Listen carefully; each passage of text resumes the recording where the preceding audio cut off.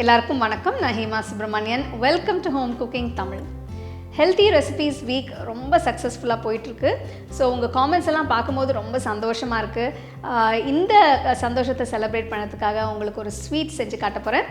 இது வெல்லம் வச்சு செய்யக்கூடிய ஒரு அருமையான ஒரு பாயசம், கடலைப்பருப்பு பாயசம். ஸோ இப்போ இந்த பாயசம் எப்படி செய்யறதுன்னு நம்ம பார்க்கலாம்.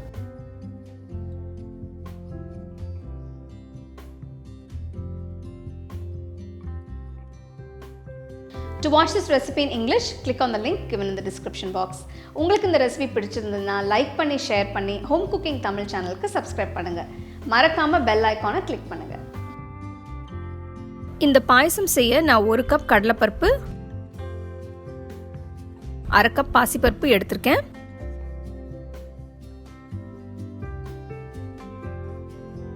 ரெண்டு பருப்பையும் நல்லா கழுவி ப்ரெஷர் குக்கரில் போடுங்க.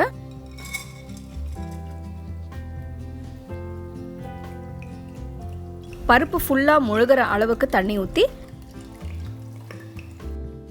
குக்கரை மூடி மீடியம் ஃப்ளேமில் 4-5 விசிலுக்கு வேக விடுங்க.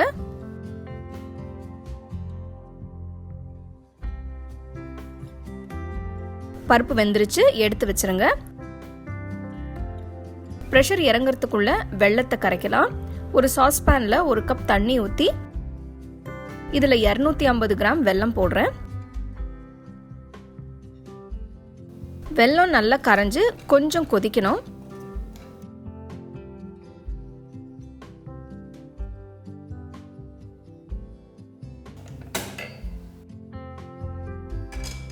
பேன்ல 1 டேபிள் ஸ்பூன் நெய் ஊற்றி 1 டேபிள் ஸ்பூன் அளவு உடைச்ச முந்திரி பருப்பு போட்டு வறுக்கணும். முந்திரி கொஞ்சம் கலர் மாறினதும் இதில் 1 டேபிள் ஸ்பூன் அளவு திராட்சை போட்டு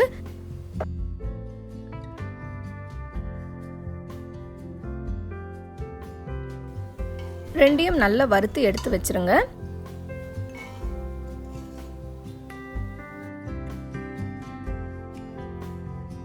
அடுத்து கிட்டத்தட்ட 2 டேபிள் ஸ்பூன் அளவு சின்னதாக கட் பண்ண தேங்காய் துண்டுகளை போட்டு நல்லா வறுத்து எடுத்து வச்சிருங்க.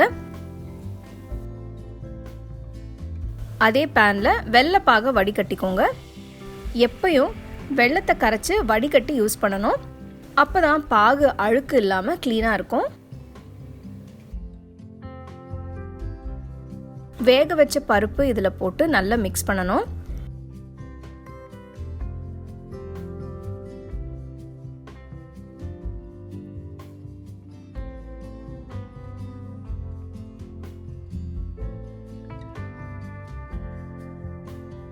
பாயசத்துக்கு நல்ல ஃப்ளேவர் கொடுக்க 1 டீஸ்பூன் சுக்குத்தூள், 1/2 டீஸ்பூன் ஏலக்காய் தூள் போடுறேன். இதை போட்டுட்டு நல்லா மிக்ஸ் பண்ணுங்க.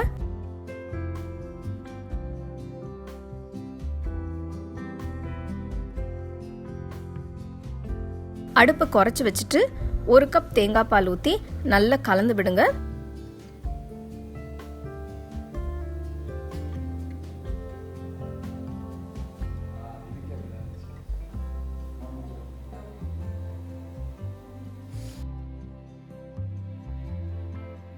கடைசியா வறுத்த தேங்காய் துண்டு, வறுத்த முந்திரி, திராட்சை போட்டு மிக்ஸ் பண்ணுங்க. அருமையான கடலைப்பருப்பு பாயசம் தயாரா இருக்கு. இத சூடாவோ இல்ல ஆறியோ பரிமாறலாம்.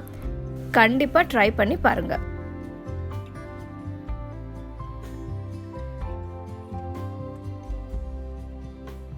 ஸோ கடலைப்பருப்பு பாயசம் பார்க்கும்போதே ரொம்ப சூப்பராக அருமையாக இருக்குது. இந்த ரெசிபியை கண்டிப்பாக நீங்கள் வீட்டில் ட்ரை பண்ணி ருசிச்சு சாப்பிடுங்க. You can get a copy of our first edition of the home cooking book on 21 frames.